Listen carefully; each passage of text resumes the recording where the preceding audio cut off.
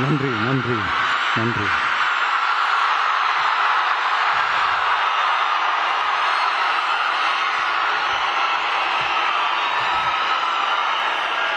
நான் போன மீட்டிங்கில் வேலூரில் பேசும்போது சொல்லியிருந்தேன், தமிழ்நாடு தான் விஜய், விஜய் தான் தமிழ்நாடு அப்படின்னு நான் சொல்லியிருந்தேன்.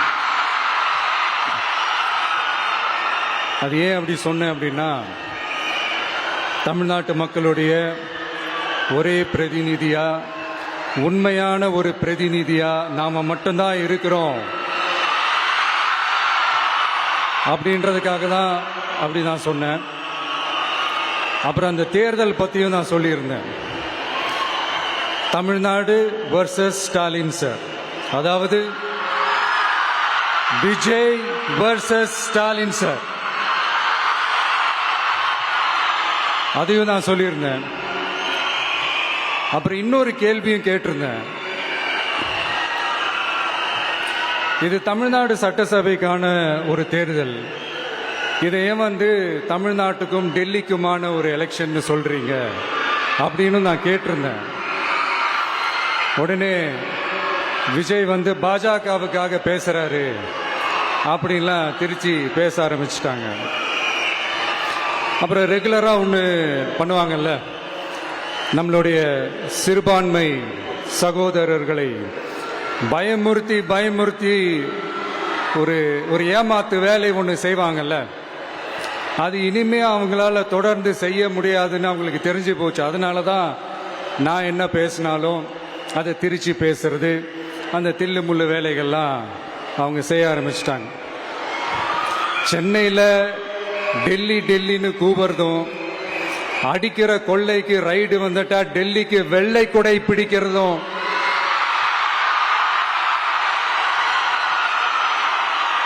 இதெல்லாம் யாருன்னு உங்களுக்கே நல்லா தெரியும்.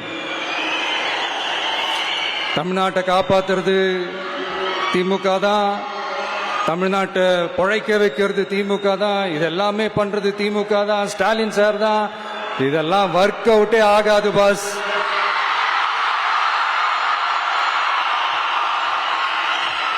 சின்ன பசங்களாம் சொல்ல ஆரம்பிச்சிட்டாங்க, ஓம் சக்தி பராசக்தி, திமுக ஒரு தீய சக்தி.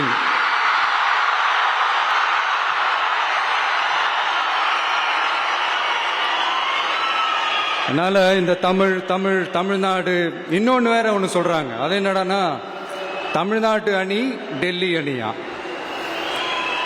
கிரிக்கெட்ல கூட தமிழ்நாட்டு அணியை டெல்லி அணியால தொட்டு கூட பார்க்க முடியாது.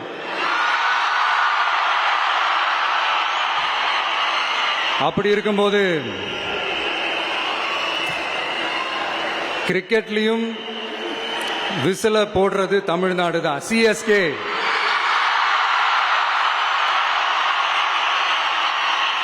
வரப்போற எலெக்ஷன்லயும் விசில போட போறது நம்ம டிவிக்கே தான். தமிழ்நாடு தான் டிவிக்கே தான் தமிழ்நாடு. இந்த அணி அந்த அணி டெல்லி அணி இதெல்லாம் அனைத்தும் உடைஞ்சி நொறுங்கும், டிவிக்கே அடிச்சு நொறுக்கும்.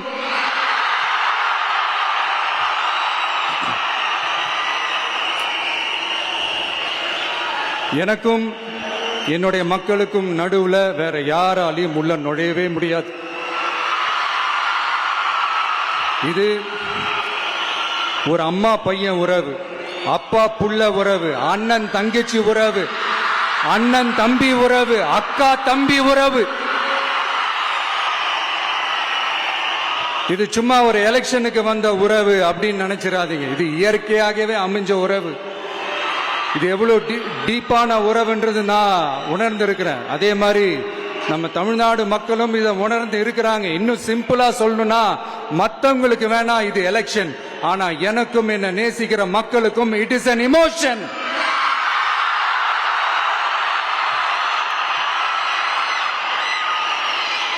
And it is not an ordinary emotion. It is a powerful oceanic emotion. இப்படி இருக்கும்போது வீட்டுக்கு வீடு விஜய், தமிழ்நாட்டுக்காக விஜய், வெற்றி பேரணியில் தமிழ்நாடு, இதெல்லாமே 100% இந்த எலெக்ஷன்ல அது ப்ரூவ் ஆகும்.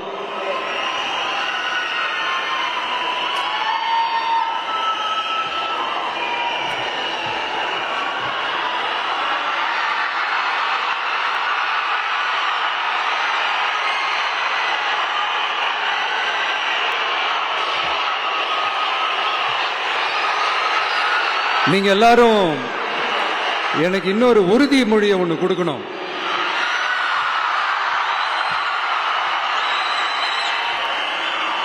ஊழலற்ற உண்மையான சமூக நீதியை நிலைநாட்ட நம்ம ஆட்சியை அமைப்பீங்க தானே? உங்களை தான் கேட்கிறேன், நம்ம ஆட்சியை அமைப்பீங்க தானே? இந்த விஜய்க்கு ஒரு வாய்ப்பு கொடுப்பீங்க தானே? உண்மையிலே கொடுப்பீங்க தானே? இந்த விஜய நம்புறீங்க தானே? ஒவ்வொரு வீட்லயும் விசில் சத்தம் கேட்கும் தானே? அந்த விசில் சத்தம் ஒவ்வொரு பூத்திலையும் புயலா ஒலிக்கும் தானே? Thank you, thank you, thank you.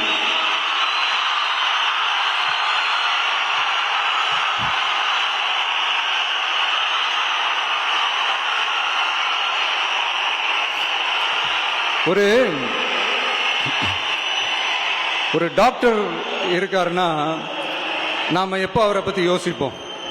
இப்போ நமக்கு ஏதாவது உடம்பு சரியில்லை அப்படின்னா அவரை யோசிப்போம், அவர் ஞாபகம் வரும். அது மாதிரி நமக்கு ஏதாவது ஒரு பிரச்சனை அப்படின்னா ஒரு வக்கீலை தேடிப்போம், அவர் ஞாபகத்துக்கு வருவார். இது மனித இயல்பு. அந்தந்த பிரச்சனை வரும்போது நம்ம அவங்கவுங்கள தேடி போவோம். ஆனால் ஆன் அ டெய்லி பேசிஸ் நம்ம சும்மா சாப்பிடும் போது கூட நம்மளை அறியாம ஒருத்தவங்களை பத்தி நினைப்போம், நம்மளை அறியாம அவங்களுக்கு நாம நன்றி சொல்லுவோம். அந்த மதிப்பிற்குரிய அந்த மனிதர்கள் வேற யாரும் இல்ல, விவசாயி, விவசாயி, விவசாயி.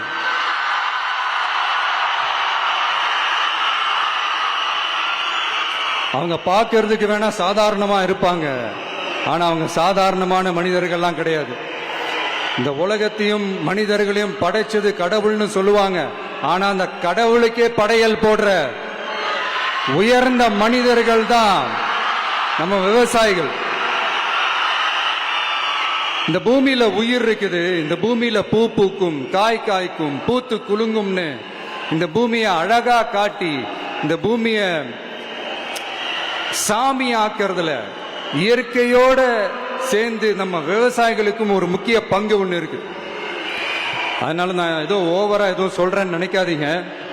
எனக்கு இந்த அடுத்த ஜென்மம் மறுபிறவியை பத்தியெல்லாம் எனக்கு தெரியாது. அது உண்மை அப்படின்னா அடுத்த ஜென்மத்தில் நான் ஒரு விவசாயி குடும்பத்தில் பிறக்கணும்னு ஆசைப்படுறேன்.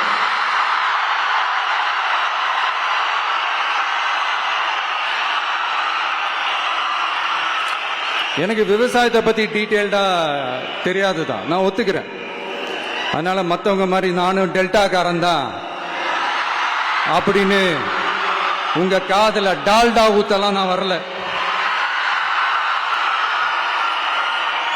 எனக்கு விவசாயத்தை பத்தி டீட்டெயில்டா தெரியலனா கூட அவங்க படுற கஷ்டங்களை பத்தி எனக்கு நல்லாவே தெரியும்.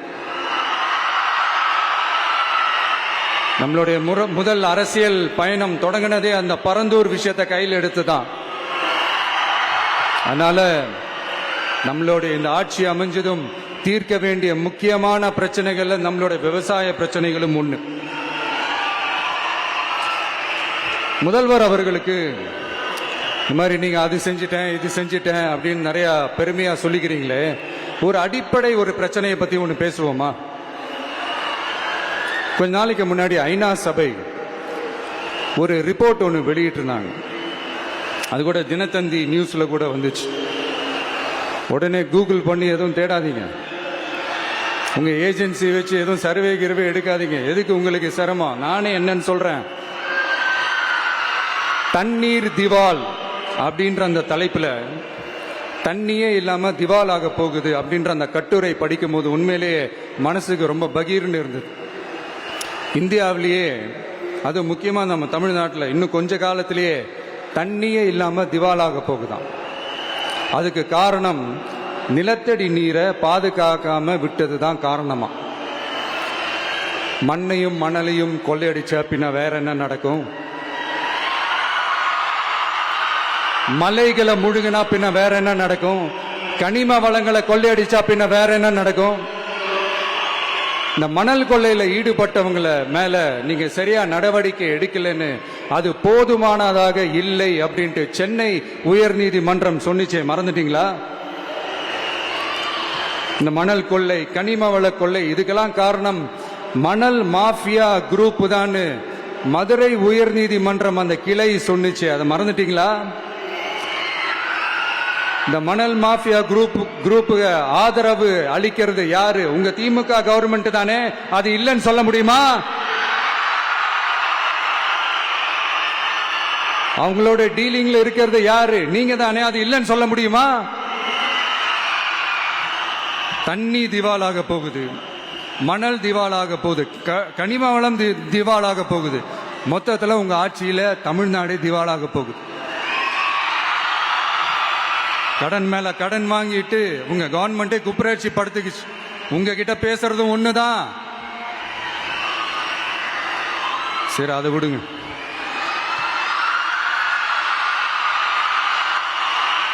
நம்ம விவசாயிகள் கஷ்டப்பட்டு விளைய வச்ச அந்த நெல் எல்லாம் மழையில நனைஞ்சி வீணா போச்சே. டெல்டாக்காரன்னு சொல்லிக்கிற நீங்க அதை ஏதாவது கவனிச்சிங்களா? அவங்களுடைய போராட்டம் எதுக்காவது கூட போய் நின்றுக்கிறீங்களா? கூண்டாஸ்ல மட்டும் போடுவீங்க. இதானே உங்களுடைய அந்த சாதனை. பரந்தூர் பிரச்சனை, உங்களுடைய உண்மையான நிலைப்பாடு என்ன? மேல்மா விஷயத்துல உங்களோட உண்மையான நிலைப்பாடு என்ன? தமிழகத்தில் இருக்கிற எல்லா ஆறுகளையும் இணைப்போம், இந்தியாவிலேயே நாங்க தான் அதை பத்தி ஃபர்ஸ்ட் யோசிச்சோம் அப்படின்னு பெருமையா சொல்லிக்கிற இந்த திமுக கவர்மெண்ட் அவங்களுடைய நாக் என்னன்னு சொல்லவா? இந்த மாதிரி பெரிய பெரிய திட்டங்கள்லாம் ஆட்சிக்கு வந்த உடனே செய்ய மாட்டாங்க. அந்த ஆட்சி முடிகிற டைம்ல, அந்த கடைசி 6 மாசம், அந்த 1 வருஷம், அந்த 1.5 வருஷத்துல அதுக்கான திட்டத்தை கொண்டு வருவாங்க, அதுக்கான அடிக்கலை நாட்டுவாங்க. அதுக்கப்புறம் எலெக்ஷன் வரும், தோத்துருவாங்க.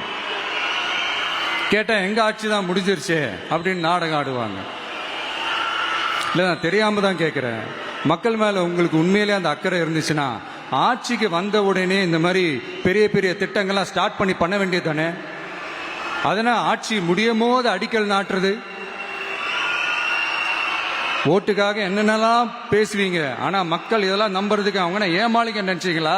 மக்களே, நம்மளுடைய ஆட்சி அமைஞ்சதும் இந்த மாதிரி பெரிய பெரிய திட்டங்கள்லாம் உடனே ஸ்டார்ட் பண்ணுவோம்.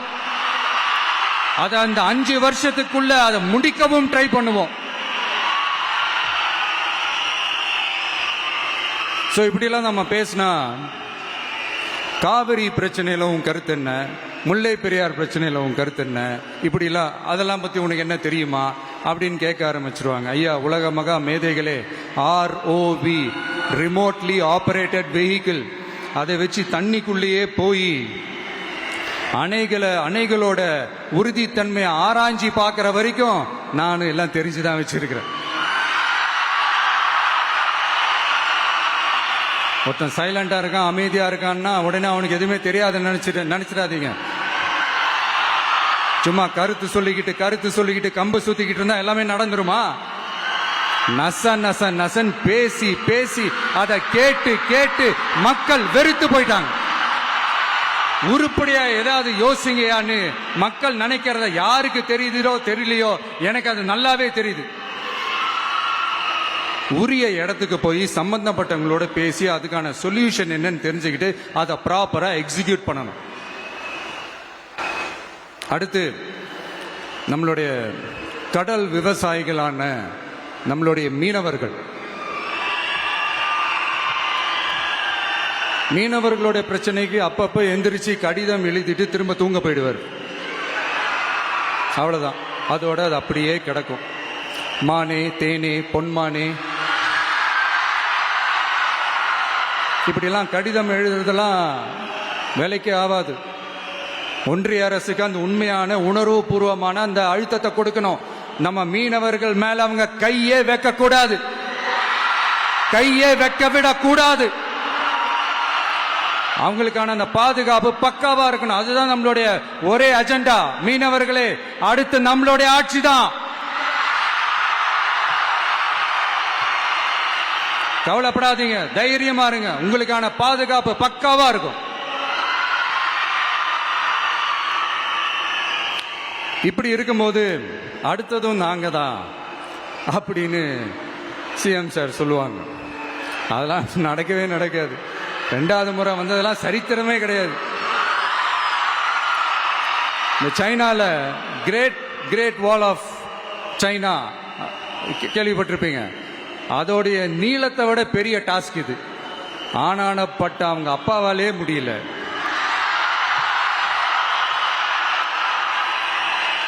நான் முன்னாடியே சொன்ன மாதிரி உரிய இடத்துக்கு போய் சம்பந்தப்பட்டவங்களோட பேசி அதுக்கான சொல்யூஷன் என்னன்னு தெரிஞ்சுக்கிட்டா அதை எக்ஸிக்யூட் பண்றது தான் ஒரு தெளிவான அரசியல். சும்மா ஆறுதல் சொல்றதெல்லாம் தெளிவான அரசியல்லாம் கிடையாது. அதெல்லாம் ஒரு ஹம்பக் அரசியல். அரசியலுக்கு வந்துட்டா கலெக்ஷன் பார்க்கலாம் அப்படின்றதெல்லாம் அரசியல் கிடையாது. உண்மையிலே மக்களுக்கான அந்த உழைப்பு இருக்கணும். அதனால தான் நாம் அரசியலுக்கு வந்திருக்கிறோம். இது எதிரிங்களுக்கு நல்லாவே தெரியும். அதனால தான் நம்மளை சுத்தி அத்தனை சதிகள்.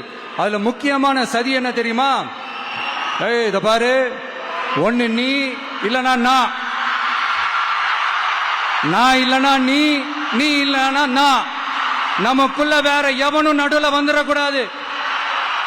நாம 2 பேரால மட்டும்தான் மக்களை ஈஸியா ஏமாத்த முடியும். இந்த விஜய் வந்ததுனால நமக்கு பொழப்பே போச்சு. மக்கள் வேற அவனை தான் நம்புறாங்க. நாம வெளியே அடிச்சுக்கிற மாதிரி அடிச்சுக்கிட்டாலும் உள்ள நம்மளுடைய டீலிங் பக்காவா இருக்கணும். மக்களோட ஃபீலிங்ஸை பத்திலாம் நமக்கு கவலை இல்லை. நமக்கு டீலிங் தான் முக்கியம். மாத்தி ஆட்சிக்கு வந்துடலாம்னு நினைச்சோம். ஆனா அது நடக்காது போல் இருக்கு. அதனால நீ என்ன பண்ற? எஸ்ஓபின்னு போட்டு ஒரு பக்கம் அவனை தடுத்துரு, இன்னொரு பக்கம் அவன் மேல பழி போட்டு நானும் தடுத்துறேன். என்ன ஓகேவா? டீலிங் ஓகேவா? ஓவர்.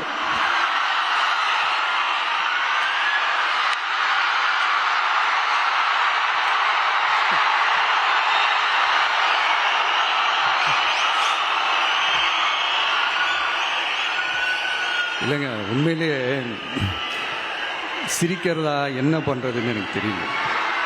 உண்மையிலே இப்படிதான் இருக்கு அவங்க டீலிங்லாம்.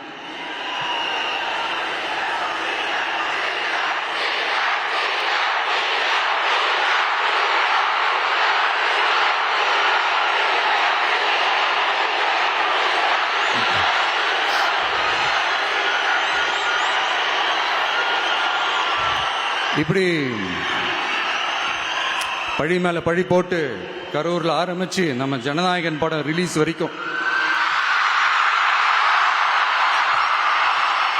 ஆனா அந்த ரிலீஸ் பிரச்சனையில நிறைய பேர் குரல் கொடுத்தாங்க.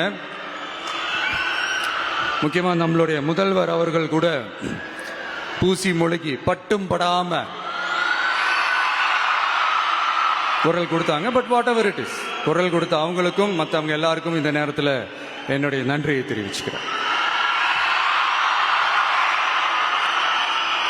இப்படி நம்ம வெளிப்படையா பேசுறதுனால சிஎம் சாரோட மனநிலை இப்ப எப்படி இருக்கும் தெரியுமா? ஏற்கனவே கட்சிக்காரங்க தொல்லை தாங்க முடியல, தூங்க விட மாட்டாங்க. இந்த விஷயம் வந்து தூங்க விட மாட்டான்.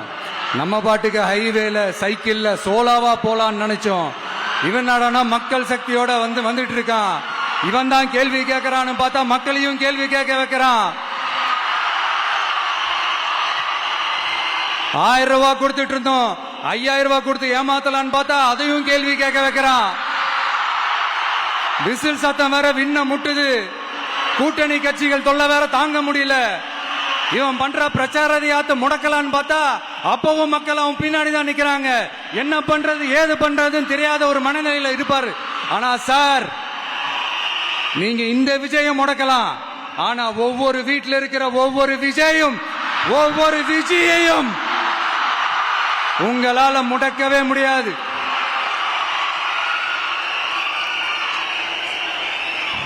அவங்களாம் ஆல்ரெடி பிரச்சாரத்தை ஸ்டார்ட் பண்ணிட்டாங்க சார். வீட்லயே குடும்பமா இறங்குவாங்க பாருங்க பிரச்சாரத்துக்கு. அப்ப உங்களால மட்டும் இல்ல, எந்த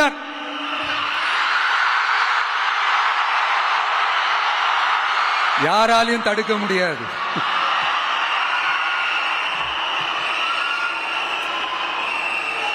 நம்ம டவுன் சவுத்துல ஒரு ஊர்ல உங்க அப்பாவுக்கு வெங்கல சிலை வைக்கணும்னு ட்ரை பண்ணீங்கல்ல, அதுக்கு சுப்ரீம் கோர்ட் என்ன சொன்னாங்க?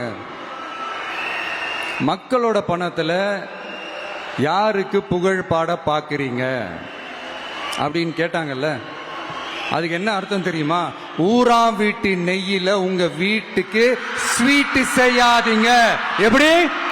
ஊராம் வீட்டு நெய்யில உங்க வீட்டுக்கு ஸ்வீட் செய்யாதீங்கன்னு அர்த்தம். மக்களோட ஒரு அடிப்படை வாழ்வாதாரத்துக்கு ஏதாவது பிரச்சனைக்குன்னு கேட்டா நிதி சுமைன்னு சொல்றீங்க. செலை வைக்கிறதுக்கு மட்டும் எங்கிருந்து சார் காசு வருது?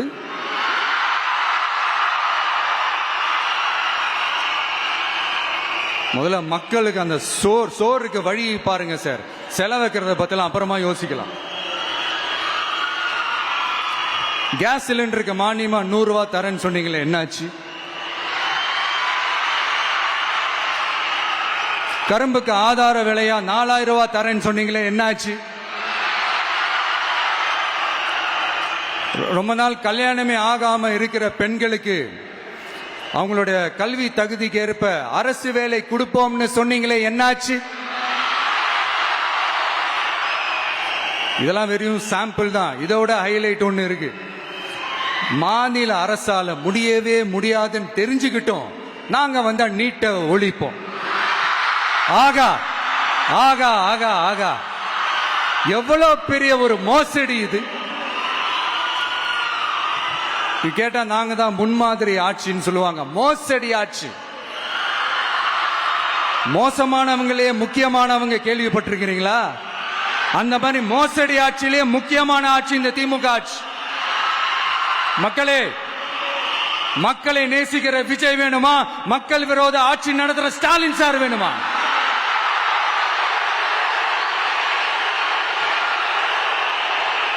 இந்த விஜய் நம்புறீங்களா? ஸ்டாலின் சார் நம்புறீங்களா?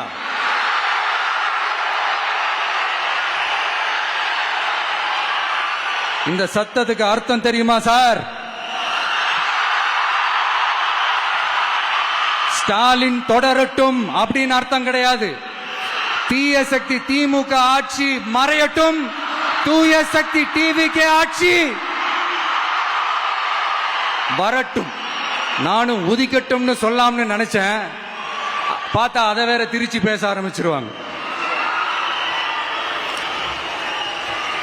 திருநெல்வேலியில, நாங்குநேரியில இப்போ ரீசெண்டா ஒரே லைன்ல சொல்லணும்னா, நம்ம நண்பர் ஒருத்தர் ட்வீட் போட்டிருந்தாரு, அதையே சொல்றேன். ஸ்டாலின் தொடரட்டும், சட்டம் ஒழுங்கு சந்தி சிரிக்கட்டும். இதுதான் அந்த பிரச்சனைக்கு ஒரே லைன்.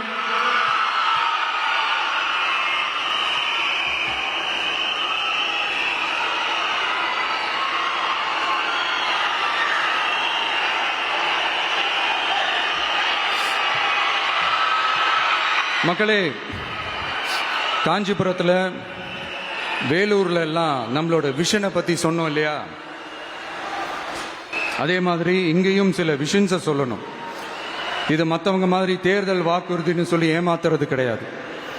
நம்மளை நம்புற மக்களுக்கு நம்பிக்கை தர்றது. நம்ம ஆட்சிக்கு வந்ததும் இதெல்லாம் செய்ய நடவடிக்கை எடுப்போம்னு சொல்றது.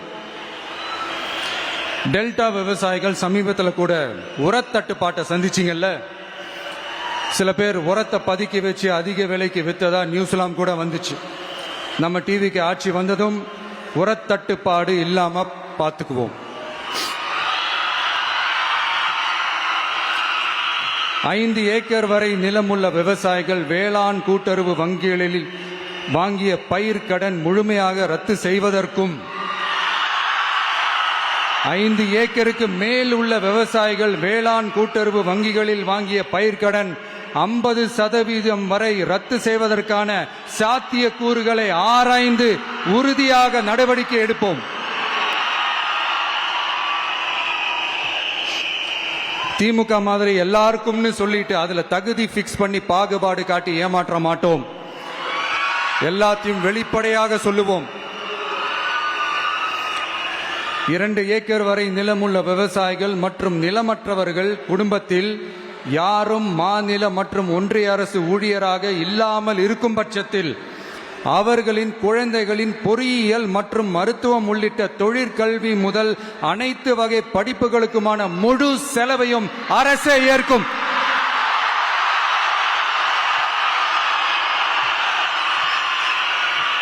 விவசாயிகளின் விருப்பத்திற்கு எதிராக எந்த திட்டமாக இருந்தாலும், ஒன்றிய அரசின் நெருக்கடியே இருந்தாலும் அந்த திட்டத்தை உங்களுடைய டிவிகே ஆட்சி முழுமையாக நிராகரிக்கும். எப்போதும் விவசாயிகளின் பக்கமே நம் ஆட்சி நிற்கும். கொள்முதல் நிலையங்களில் முறையாக நெல் மூட்டைகள் பாதுகாக்கப்படும். நெல் முளைத்து வீணாவதை பார்த்து கொண்டு நமது அரசு சும்மா இருக்காது. போதுமான கொள்முதல் நிலைய வசதிகள் ஏற்படுத்தப்படும். அதே போல கொள்முதல் நிலையங்களில் கொள்முதல் செய்வதற்கோ மூட்டை ஏற்றி இறக்கவோ 1 பைசா கமிஷன் வாங்காமல் பார்த்து கொள்ளப்படும். அப்படி கமிஷன் வாங்குவது யாராக இருந்தாலும் கடும் நடவடிக்கை எடுக்கப்படும்.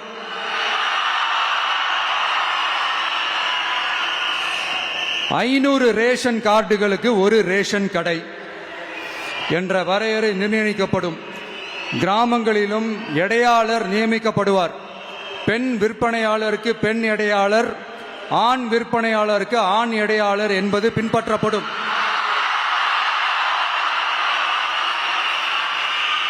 ரேஷன் கடைகளில் அரிசி தவிர அனைத்து பொருள்களும் பாக்கெட் செய்து விநியோகிக்கப்படும். மீனவர்களுக்கு ஒன்றிய அரசு சட்டப்படியான பாதுகாப்பை உறுதி செய்ய வேண்டும். அதற்கான உண்மையான உணர்வுபூர்வமான அழுத்தத்தை ஒன்றிய அரசுக்கு நமது டிவிக்கு அரசு கொடுக்கும். நான் மீண்டும் சொல்றேன். கல்வி, மருத்துவம், ரேஷன், குடிநீர், சாலை வசதி, பஸ் வசதி, இது மாதிரி அடிப்படை விஷயங்களுக்காகத்தான் நம் அரசு முதல்ல முக்கியத்துவம் கொடுக்கும். எனக்கு நம்மளோட குழந்தைகள், நம்ம பெண்கள், நம்ம இளைஞர்கள் லைஃபுக்கு முன்னுரிமை கொடுக்கணும். அரசு வேலை வாய்ப்புகள் மட்டும் இல்லாம தனியார் வேலை வாய்ப்புகளுக்கான வழியையும் உத்தரவாதத்தையும் உருவாக்கணும். அப்படி நாம் உருவாக்கிட்டாலே அவங்களுக்கான ரூட்டை நம்ம இளைஞர்கள் அவங்களே தேர்ந்தெடுத்துப்பாங்க.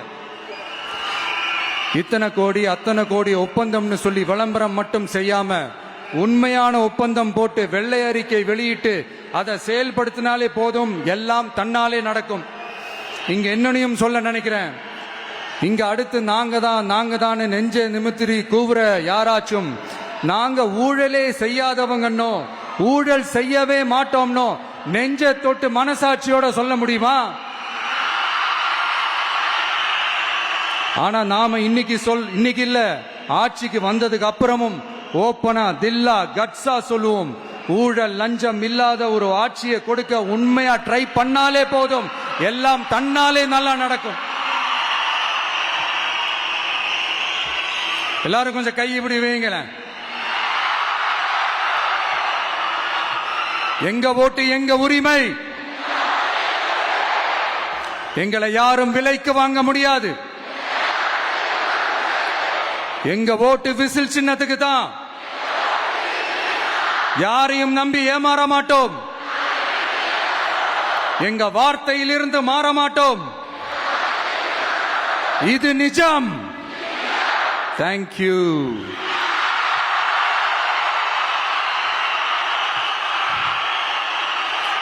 என் நெஞ்சில் குடியிருக்கும் தஞ்சை மக்களே,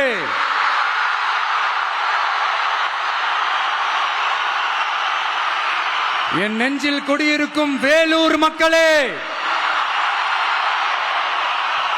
வேலூர்ல இதை நான் சொல்ல மறந்துட்டேன், சாரி. உங்களுக்காக இங்க நான் சொல்றேன். உங்களோட நான் இருக்கேன், நம்மளோட நம்ம மக்கள் இருக்கிறாங்க. இதுக்கு மேல என்ன வேணும்?